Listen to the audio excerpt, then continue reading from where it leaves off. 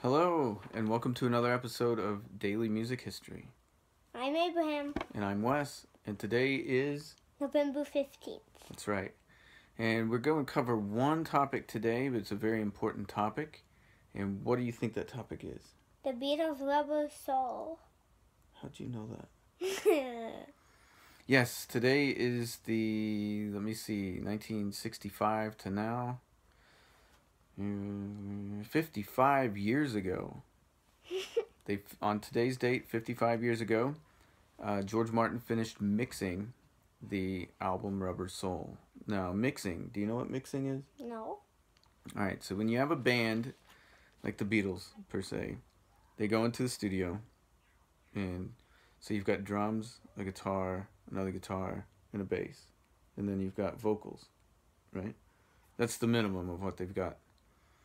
Mixing is when you record all those things, you've got them recorded, and then you set the volumes relative to each other, right? That way the drums aren't up here and the guitar way down here. You want to try and bring everything to where you can hear everything, right? So that's what... It's both at the same height. Yeah, basically. It may not actually be, but as far as listening goes, you set each instrument to the volume that you want it to be when people hear the album. Okay. So that's called the mix. Well, George Martin finished mixing on November the 15th. They had finished recording on the 11th.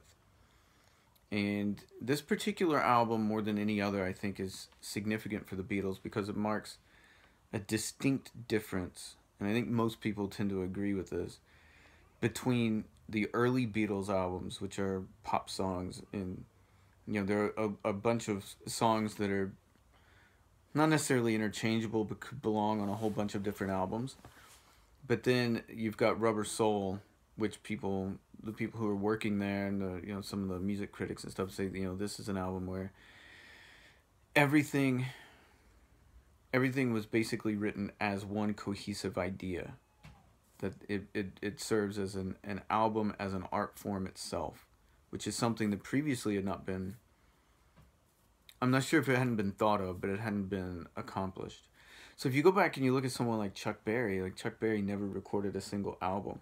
He recorded singles, which are individual songs, and he might record a few of them at a time, but he never recorded anything that was quite like an album as it came to be known. So this was a major, major step, and it paved the way for all of the later Beatles albums, which things become a lot more experimental. They have a lot more interesting and different sounds than what you find on some of their early stuff. And this was the introduction of that, really, because the Beatles had pretty much unlimited time at Abbey Road Studios, which I think at the time it was still EMI Studios, but it's the same place.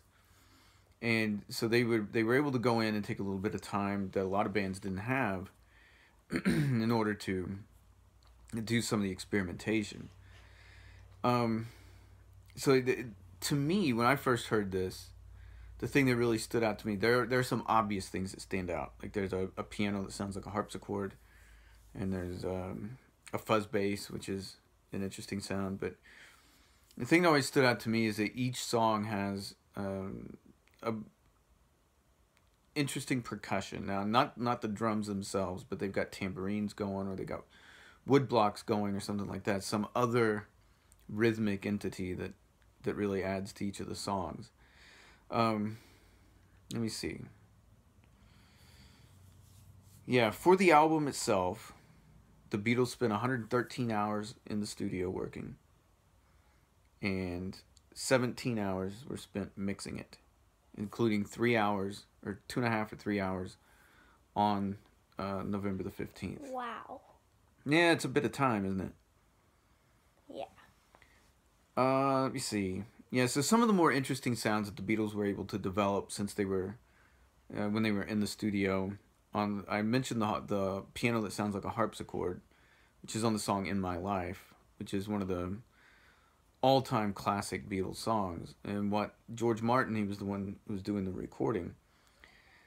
At the time, they recorded with tape, so you had 2 reels of tape, and as it fed through, the recording was taking place as the tape fed through, and from one side to the next. And so what he did is he slowed the machine down to half speed, and then he played the piano.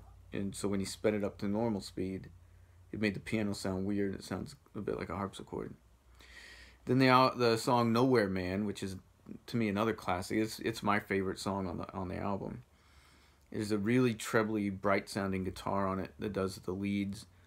I read that it was George Harrison's the first time he ever used a Fender Strat. You remember anybody who used a Fender Strat? Maybe Buddy Holly. Yeah, Buddy Holly used a Fender Strat. He was the first international star to use it. It's the most popular guitar in the world now. And Buddy was one who really made it, kind of brought it out to the forefront. I remember reading that Paul McCartney said, they couldn't figure out his guitar because, they had never seen anything that quite looked like it when they saw him on television. But anyway, George was experimenting a little bit with a really bright sounding guitar. You can hear it on Nowhere Man. It has no body to the guitar at all. And then on the song Norwegian Wood, George Harrison brings out a sitar. Now a sitar is a very, very long-necked instrument that's common, or maybe popular / common in Indian music. And it's got a very distinct sound. The notes don't ring out like they do on a guitar. They're kind of twangy, and they die off very, very, very quickly. Yeah, and then a fuzz bass, which is a bass run through a fuzz pedal. That's on the song "Think for Yourself," and it gives a very distinct sound. And remember that fuzz is always good. Yeah. Fuzz is always good. Now, according to George Martin, the sessions for this recording were very good. The Beatles were getting along. Everybody was in high spirits. They were kind of surprising themselves with the type of songs they were writing, the quality of the songs that they were doing. But there were a few signs of friction, and I'm not positive some of this constitutes friction in the band. For instance, some of the ideas that the friction was beginning with this album is that John and Paul were arguing over what was going to be the A side of a single. Well, yeah, some of that's going to be a bit of ego. I don't know if you would get too angry about that, but maybe John did, or maybe Paul did. It doesn't seem to me anything important enough to break up a band or begin to break up a band or anything. But that's what people say, is that John and Paul were arguing over what was going to be the A side of a single. John apparently went out in public and was contradicting the record company as to what was actually going to be released. I don't know. That doesn't seem to be a massive thing to me, but it was mentioned. Now, one interesting thing about this is that there were a few different versions of this album, depending on where you were in the world.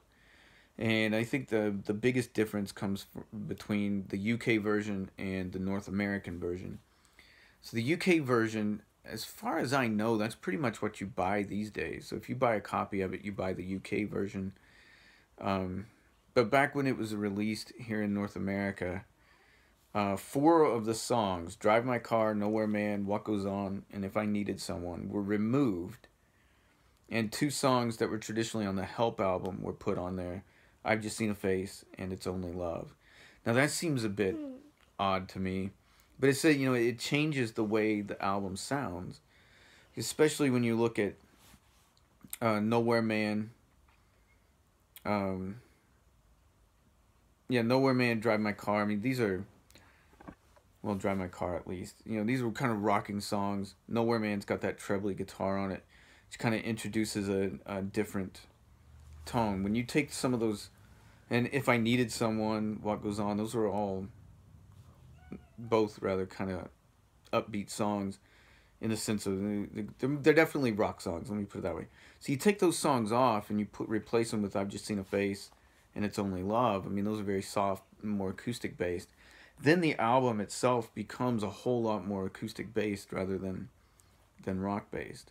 So it changes your impression of the song, of the album. And so a lot of American listeners were thinking of it as the folk rock album of the Beatles, where if you yank those two songs off and you replace them with the four that were originally on there, it has a much less of a folk rock kind of sound to it.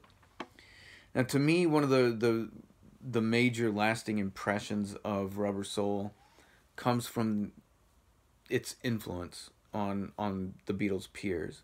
Now, I know it influenced a bunch of bands, but in particular to me, and most important, is the influence it had on the Beach Boys, in particular Brian Wilson, the main songwriter, and it inspired him to view an album as one entire complete whole, and that's what led him to think up what became the album Pet Sounds. Now, Pet Sounds is not really a rock and roll album at all, but it is a pop album, and it is fantastic. Now, this album, I don't want to deviate too far from Rubber Soul, but Pet Sounds is what Paul McCartney considers the greatest album ever recorded, at least up to the time that he did his had a biography written by Barry Miles that I've got. He said it was the greatest album ever recorded, and I'm not gonna argue with him. I think of it pretty highly. It's definitely in top 3 and probably top 1 as far as I'm concerned. So what questions do you have about Rubber Soul? Maybe I can answer them. I doubt it, but maybe I can. I don't have any questions. No questions? No questions. All right. Did you learn anything? Yeah. Well, that's a good answer. All right. Well, I think this is it for Rubber Soul. It's a much more sophisticated album. If you've listened to the early Beatles, you will notice a vast difference between this album in particular. Not necessarily the sound quality, but the song quality. You're seeing the Beatles really, really mature into a different sort of band than the band that released I Want to Hold Your Hand. They start to sound quite different. All right, well, if that's it, bud, I think we're done. What do you think? Yeah. All right. Well, have a good day. Enjoy yourself, and go. And if you like our show, hit that subscribe button. Absolutely. And go listen to some music. Maybe it'd be a good time to listen to Rubber Soul. What do you think? Yeah. All right.